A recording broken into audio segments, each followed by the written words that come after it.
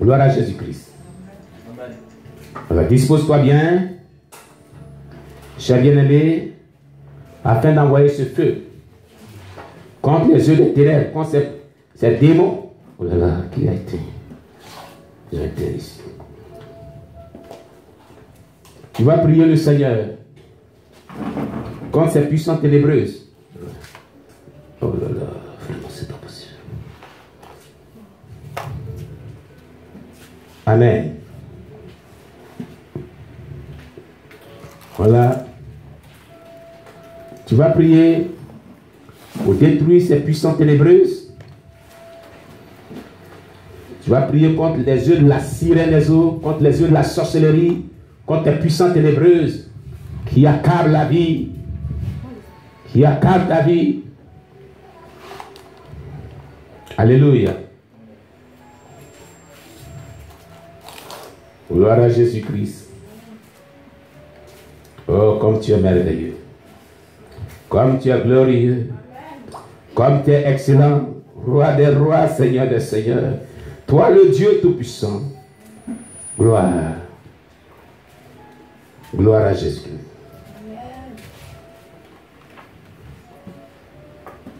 Alléluia.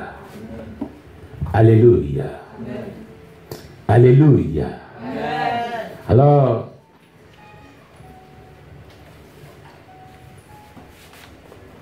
quand vous priez, pour ceux qui ne savent pas comment est-ce que ces prières ont été faites, comme il y a des nouvelles personnes ici, il est bien important qu'on les explique encore. Mais pour les anciens, ils le savent déjà. Alléluia. Les prières prophétiques sont très importantes. Les prières lyriques à caractère prophétique. Quelqu'un m'a demandé qu'est-ce que c'est qu'une prière lyrique à caractère prophétique. C'est ça, je lui ai dit, c'est une prière dans laquelle on proclame la parole de Dieu. Le côté lyrique veut dire la parole de Dieu qu'on proclame avec foi. C'est ça. La parole de Dieu qu'on proclame avec foi. Qui a son effet. Alléluia. Et nous avons plusieurs témoignages de cette parole prophétique, de ces prières prophétiques qui ont eu vraiment effet et qui ont délivré des personnes, ont libéré la vie des personnes, des œuvres ténébreuses, des maladies incurables, des guérisons, des ennemis les plus redoutables. Vous comprenez? Pourquoi nous tenons beaucoup et que quand Dieu nous inspire ces prières, nous les faisons? Parce que ces prières libèrent les personnes, libèrent de l'emprise des démons, accordent la victoire. Quand tu les fais avec foi et dévouement, conviction, tout en vivant de la sainteté, de la crainte de Dieu. Amen. Alléluia.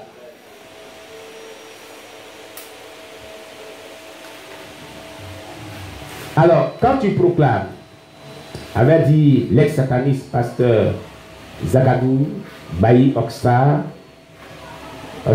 ex-sataniste, ex-5e roi sorcier de toute la Côte d'Ivoire, ex-16e roi sorcier de Lucifer sur le plan mondial, ex-16e mari de Ouattara, franc-maçon, maître de loge, rosicrucien, bouddhiste, il a fait le vaudou, ex-premier ministre de tous les sorciers après un concours, de tous les sorciers, vous étiez le premier ministre, deuxième dans ce concours. Il dit, quand vous priez le Seigneur sans des versets bibliques qu'on appelle les prières lyriques à caractère prophétique, effectivement ces prières ont été faites. Pas que ces prières n'ont pas été faites. Mais lorsque vous priez le Seigneur avec les versets bibliques, la prière a doublement été. Écoutez très bien, les nouvelles personnes. Pour que vous preniez au sérieux ce qu'on vous dit ici. Disposez-vous, écoutez, je n'ai pas revenu dessus. Les anciennes personnes ont déjà expliqué à plusieurs reprises. Je le fais à cause des nouvelles personnes. Si tu es distrait, moi je ne suis plus dedans. Alléluia. Alléluia.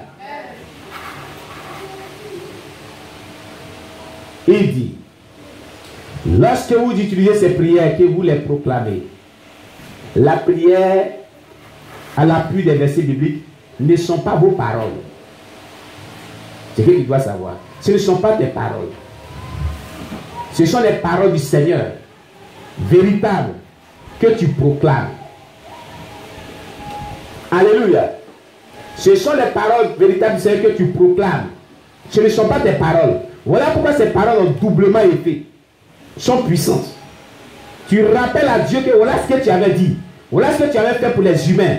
Fais-le aussi pour moi, pour que moi je sois libéré. Tu es un Dieu de justice. C'est ce que cela veut dire.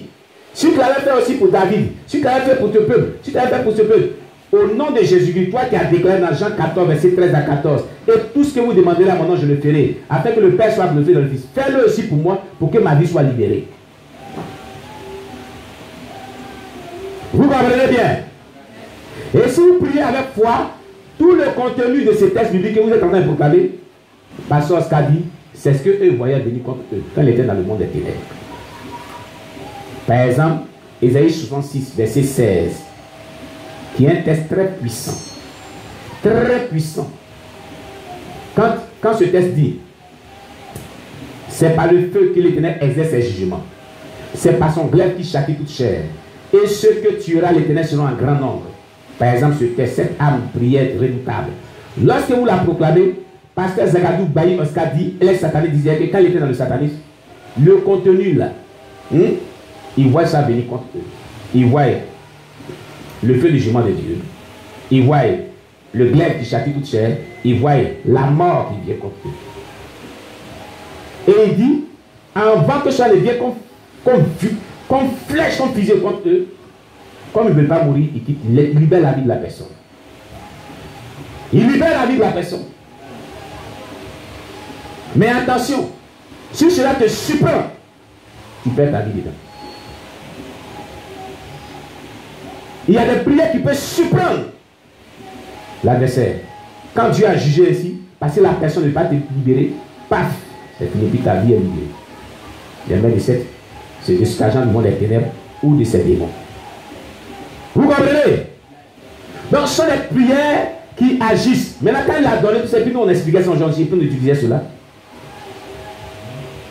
Dans la semaine, vous avez vu l'évangéliste Jacques, qui est le missionnaire qui est sur le champ de mission à Touba, qui est venu se faire former ici pour la formation des leaders.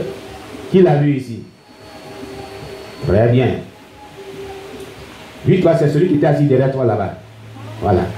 C'est ici, là. Première porte là, qui est dans la cour ici. Et puis, il venait prier ici. Ce passage-là, d'Ésaïe 66, verset 16, écoutez très bien. Son épouse, elle était encore nourrie de leur enfant. Et au beau milieu de la nuit ici, écoutez très bien. Pendant qu'elle dormait, elle attend son nom. On l'appelle au dehors. Mireille, parce qu'elle s'appelle Mireille. Mireille, et elle dit, elle a reconnu la voix de l'une de ses parentes qui l'appelait. Pour attirer son âme dans le monde obscur. Elle s'est réveillée en sursaut. Elle dit, Seigneur Jésus, voici au beau milieu de la nuit, on appelle ta fille. Moi, je suis ta fille. Elle a pris Ésaïe 66, verset 15 à 16. Ce passage-là. Vous comprenez? Écoutez très bien. Elle a proclamé cela comme on le fait. Elle a proclamé cela comme on le fait. Et elle dit, elle a pris Ézéchiel 21, verset 19 à 22, l'épée des canages. Ça encore, c'est un passage, une âme très redoutable. Son témoignage ici, c'est ici, là. Elle a vu ça. Elle a commencé à prendre ce dessus. Elle a commencé à prendre l'épée des canages. Tous ceux qui m'attaquent, tout le contenu des sont 6, verset 15 à 16. Je prie que tu l'orientes sur eux tous. Qui les frappe de tout le contenu au nom de Jésus. Elle a pris l'épée des canages, elle a commencé à faire l'épée des canages. Taille-les en pièces, poursuis-les, frappe-les de ton tranchant. À toutes les portes, menace-les de ton épée. Taille-les en pièces, taille-les en pièces, taille-les en pièces. Elle a pris pendant un bon moment. Elle a pris, je crois aussi, Ésaïe 33, je crois, verset 3, où Dieu dit, il disperse ses ennemis.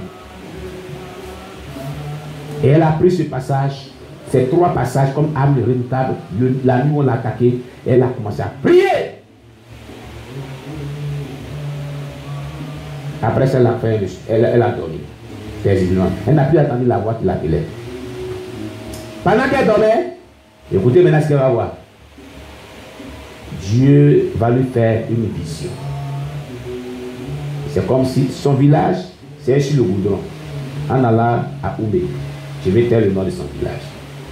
Et plusieurs personnes nous suivent. Arrivé, c'est comme si elle partait au village, elle est descendue dans le véhicule de transport. Quand elle est descendue, tous les habitants du village qui l'ont vue ont commencé à fuir. Et tous, il n'y a pas quelqu'un qui reste, sauf qui peut. Elle dit, mais c'est pas la guerre, c'est pas les gendarmes qui viennent, mais il y a quoi? C'est ce qu'elle vient dans son songe, dans cette vision-là.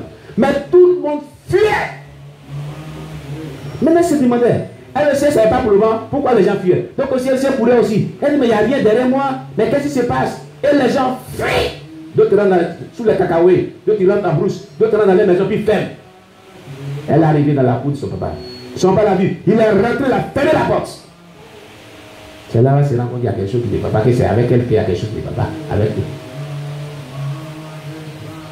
Elle dit, mais papa, il dit non,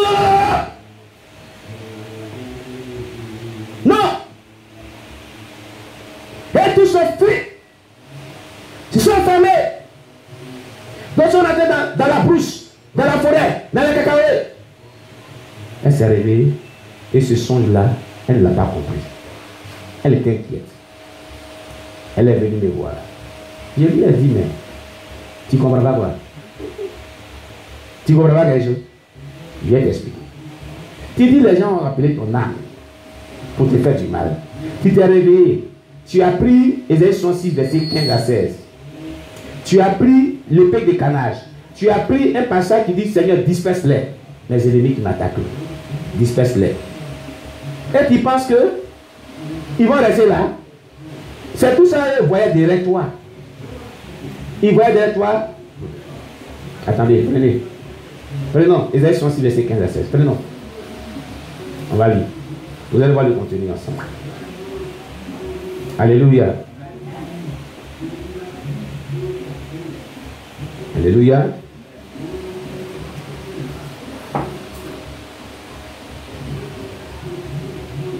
Voilà.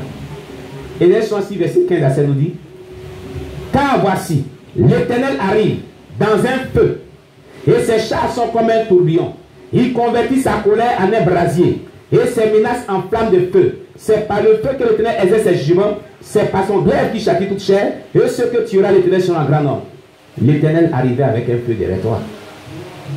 C'est ce qu'ils ont vu, puis ils ont commencé à fuir. Tu leur dis, mais il n'y a personne derrière moi, il n'y a pas la guerre, il n'y a rien, il n'y a pas les gendarmes, il n'y a pas les policiers. Et ils fuient. Ce contenu-là, c'est ce qui arrivait derrière toi. Quand tu as pris les proclameurs, ils ont vu, c'est pour ça qu'ils fuient. Donc, elle était dépassée. Et voilà, ils ont fui. Dispersés. Dispersés. Ils étaient tous dispersés. D'autres ont fui, sont rentrés dans la broussaille pour aller se cacher. Vous voyez? Alléluia. Elle a pris aussi Ésaïe 33, verset 3. Quand ta voix retentit, les peuples fuient. Quand tu te lèves, les nations se dispersent. C'est une âme très redoutable. Une âme très redoutable, quand tes ennemis t'attaquent là, il faut l'utiliser pour les disperser, pour qu'ils fuient. Vous m'apprenez? Elle a pris Ésaïe 33, verset 3, qui dit, quand ta voix retentit, donc c'est la parole de Dieu qui a retenti, qu'elle a proclamé.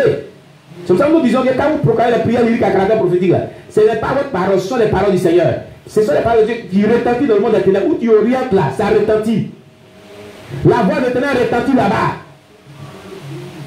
Si tu le fais dans la sainteté, si tu le fais dans la foi, c'est que tu as proclamé, on a proclamé, j'ai lu tout à l'heure, Ésaïe 66, verset 15 à 16. C'est cette voix-là qui va retentir dans le monde des ténèbres. Elle a dit, je l'oriente dans mon village maternel. Je l'oriente dans mon village, dans tout le spirituel de mon village maternel, dans tout le spirituel de mon village paternel, dans la confrérie des contre les sorciers de la confrérie de la sorcellerie maternelle, paternelle qui m'attaque, qui retient ma vie captive. J'oriente tout le contenu des Ésaïe 66, verset 15 à 16 qui vient de proclamer là-bas. Tout le contenu. C'est cette voix-là qui a retenti là-bas. Et son contenu va commencer à se réaliser. Là, je lui ai dit, mais tu voulais qu'est-ce qui se passe? La voix de l'Éternel a retenti. C'est la voix de l'Éternel qui